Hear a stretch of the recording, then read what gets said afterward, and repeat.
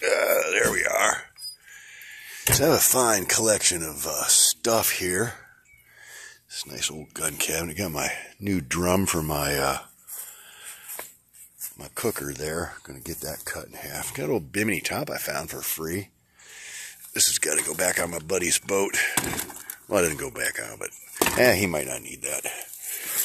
But this over here, check this little beauty out here. Oh my God, it weighs like 50 pounds. Now, this is a catalytic converter, and it's a big one.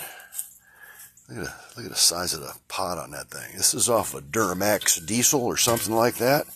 It's complete. It's got the flanges on there, got the bolts and the studs on there. And it was legally removed for a replacement. So I got this huge thing.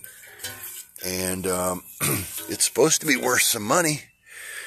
It's got there's the information, Delphi, something or other, number there. If you can read that, I don't know. But, yeah, where can I sell this thing? Where can I get the salvage money for that? It should be worth something. I'm thinking $100.